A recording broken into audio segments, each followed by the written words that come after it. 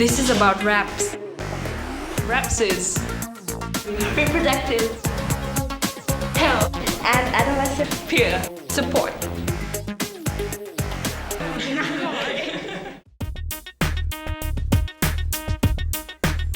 I think today a lot of our young people are literally bombarded with information. The television, mass media, magazines, they blind us from some things, important things that we should know about. It seems like when we watch television, everyone is having a relationship, everyone is having sex. In Fiji, it's like a taboo for people to talk about these things in their household. We have to know the consequences of that, and that's something important, that's something we must know. It all started with one of our mothers. I've always been very open with the children, and I found more and more that they were bringing their friends home and they were asking me questions on, life and sex and just, stuff about life that kids like to know. So I thought, why not? Let's try and do something at the school. Well, when Mrs. Lilo presented the idea, I was very open to it because, the matter, the issues are very relevant to the young people of today. And these are the real issues that the students need to learn to be able to handle. First, our principal agreed, and then she just asked the students to pick four girls that they felt okay with sharing their secrets with, or that they could come and confide in. All of us RHAPS girls were chosen by our own classmates to be peer educators. The idea was that we would be trained in reproductive health issues and then pass on what we learned to the other girls in our school. We didn't impose it on the whole school, we just let the students volunteer, invited students who were interested to take part in the project to come forward. You see, kids talk to kids. They're counselling each other more and more all the time, and we don't even know about it. It's all the stuff going on under the radar. So this is why we thought, no, we've got to get kids. I did follow her up, did question her on various issues so that I am comfortable with it because I need to answer to the parents. Those of us selected for RHAPS then had to brief our parents and get their permission. Then our parents were briefed by Mrs. Lilo.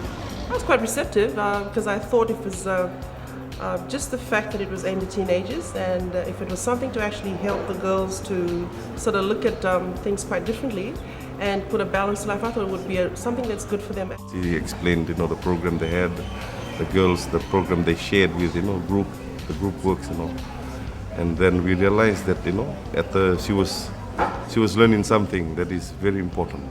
They were just happy to know that they wouldn't have to explain those embarrassing things to me. I think it was like 99.9% thought, great, I'm glad you're doing it and not me. And I'm being perfectly honest. And I think the parents do appreciate that we are, educating the students on these issues. Because if we don't, they will learn it from somewhere else, and very often they learn the wrong way. Once everyone was in agreement, then we had to raise money to pay for some of the activities that RHAPS would be involved in. That was Mrs. Lilo's job. I was a bit idealistic in the beginning and expect everyone to, welcome me with open arms and this whole idea and say, great, we'll throw money at you. Spoke to some more people and found out that this great little organisation called RHP, the Pacific Regional HIV and AIDS program, had a buffer of money called the Rapid Response. So I applied. This particular project, which was funded through the Pacific Regional Project, HIV project, funded a 3-day training in Nandavi, which is taking the girls out of Suva, out of their environment to a different environment and learn about all these reproductive health issues. Once PRHP gave us the money, 45 girls and 6 teachers from our school travelled to the Nandave training facility in Tailevu for a 3-day workshop. We just put it all out there. We talked about drug and alcohol, we talked about HIV and AIDS, we talked about peer support, we talked about tobacco, we talked about each other, we cried, we laughed. It was kind of hard at first because when the subject was brought up, we were like, oh, you're not supposed to do that, you're not allowed kind of thing. But once we got used to talking about it, the weirdness sort of faded after a while. Also train the students as become better decision makers, how to make choices, how to make informed choices, really talk about how their bodies develop, how their self-esteem and values comes into play in making decisions. We received training from lots of guest speakers, the Ministry of Health, different NGOs, all experts in different fields. Using condoms. When people talk about it, you start giggling because, not a lot of people are open to that sort of subjects. When someone shares their problem with us, they taught us on how to react to it, what direction to give, how to judge the situation. We were told at the camp to listen, not to offer advice. We're not shrinks. So we're just there to listen to their problems, and if they wanted advice, we could direct them to people who could offer them advice. Because of the way they were structured, it wasn't just sit down and learn, it was get up, play a game, and while you're playing that game, you're learning. It was almost as if they had this newfound respect for reproductive health. No one had taken the time to explain what their bodies were really going through, both physically and emotionally. And a lot of that was tackled in the weekend. The students were given the information, but they were also trained to learn to listen to their peers and to act as signposts if ever someone in their class needed help. Then they came back and they had built a team and were ready to go out as a team, as a group, and support the school or their peers in the school.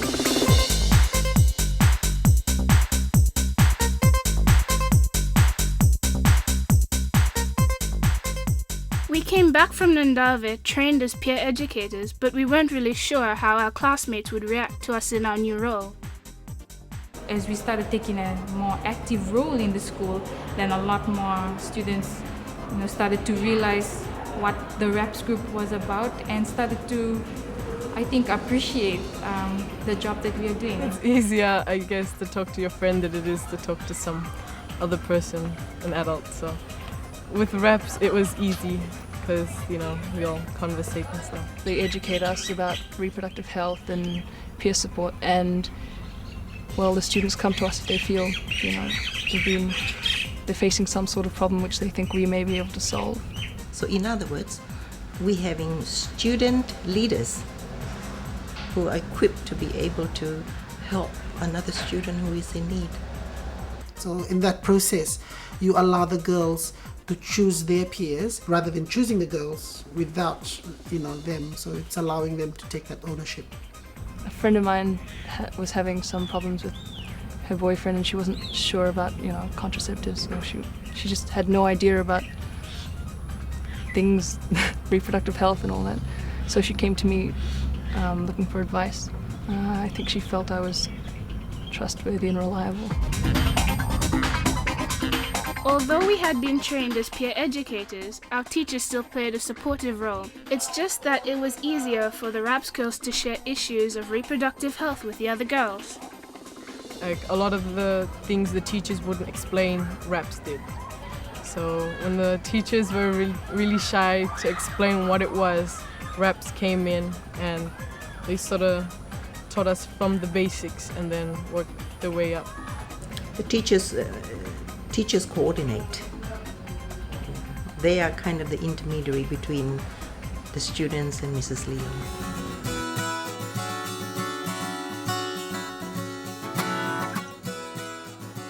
One of the ways we helped provide information to the other girls was through our RHAPS room, which we set up as a kind of information center. During lunchtime, one or two RHAPS students would be in the room, and students would just come in, look at the posters, pamphlets that we got from the camp, and they would just ask questions if they needed. We also created the box, which we used for girls to ask anonymous questions without feeling embarrassed. We would get this box this, and we would put it somewhere in the school, like maybe in the toilet or in the walkways or somewhere private, where if any girl had a question or anything, she would put in that box. So that the girls can ask confidential questions, can ask complicated and sometimes icky and sticky questions. It's not answered or looked at by anyone in the school. There's myself and one other person that empties it. The other person is a health professional. We keep it very technical, there's no emotion to it.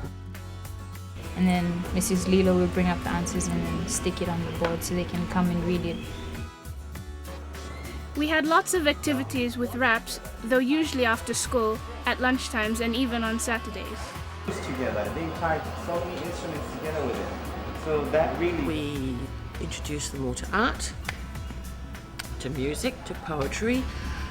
We got them out there, and the girls who couldn't swim, we taught them how to swim. We had a speaker coming in to talk about self-confidence and self-esteem, and we've had 2 weeks of people from different areas or fields of employment coming to talk to the students. They were starting to be able to look outside the box and appreciate, things around them. This was the time for Photovoice. There's still life. People are reaching out to help. Photovoice was a project where we had to use photographs to communicate what we had learned about reproductive health and other sensitive issues. A couple of photographers came in and showed them how they could interpret pictures and basically how to think outside the box. Things that are suffocating it, suicide. Things are life pouring out I see it from the perspective that it's just, giving a camera to a student and you work through with them and say, your issues, whatever your issues are, capture it through a lens. We chose 5 issues of concern that we focused on with Photovoice: abuse, abortion, STIs, HIV and AIDS, suicide, and rape. No, but it's mostly bad friendships that cause suicide. Some can be like, if you're not ready to have sex, then don't. Photovoice was to give a different dimension to the issues that the young people face, to give images to the issues. We looked at the causes, consequences, and solutions of the issues. When Photovoice was launched at our school, we had a lot of guests from other schools, our funding agencies, and others. Photovoice, they ran the show. None of the teachers were involved. So it has given them that confidence and to be able to open freely and also share what their views are. Is this the way you want to live your life? You want to live I was just observing, listening to them, the way they were explaining their photo to the strangers there. I was very proud of them. They were able to stand up there and speak with competence. I felt so proud because I could see that the students had learned so much and they have become advocates of this. Because RHAPS is a project, of course someone has to make sure that it's working, that it's been successful or not. One of the evaluation tool that we were using is the most significant change story approach. Now, that tool is basically just to sit down and ask a couple of questions for them to tell their story about what sort of changes they find are happening. Some of the kind of changes that we are finding from that evaluation in terms of the whole process have built their confidence in terms of standing up and talking, presenting in front of a group. The outcome would be that those girls who are taking part in it, that in future they'll become leaders in advocating these issues and hope that they will bring about a better society around them. They certainly would make wise decisions or certainly think and make informed decisions later on in their life. We saw the changes in ourselves because of RHAPS, and we saw the value of RHAPS to other girls in our school. It's not a taboo anymore, it's not something kept secret. now girls are able to talk about it, they're able to learn more about it, and they can converse about it. And if they have problems, they know where to go, they know where they can get help. So it's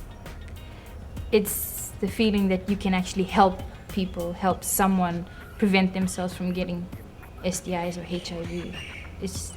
That's why this feeling of awe is there. It's just so good. I've learned a lot from it, and I think my friends have as well, from my knowledge of it. So now that I know about the consequences, I'm not about to just go out there and hopefully not make the wrong choice.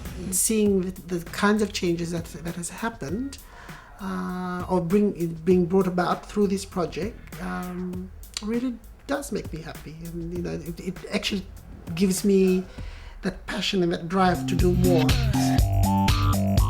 We all wonder what the future of RHAPS will be. Will it continue? Will it move to other schools? I'd like to think that other schools, not just in Fiji but around the Pacific, will be able to take on this project in order to help the young people in the Pacific.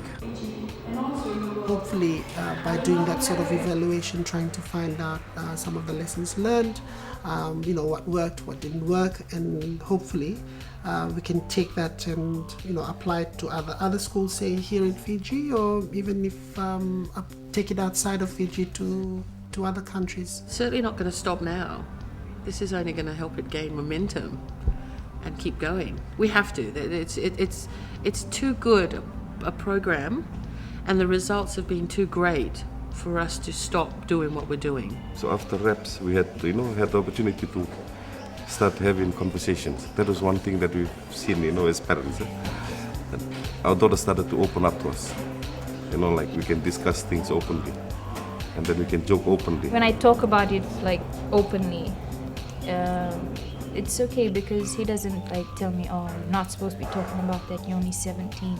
To me, RHAPS is the best program that ever happened to me and my wife and my daughter. That's the best thing I can say. It has had a huge impact in the school. Girls are more informed about this sensitive issue like AIDS and abortion, suicide. Maybe we'd have less teenage pregnancies and all these other cases of adolescent problems. It builds your confidence, it builds your knowledge on stuff. It really equips you with what you need in the future.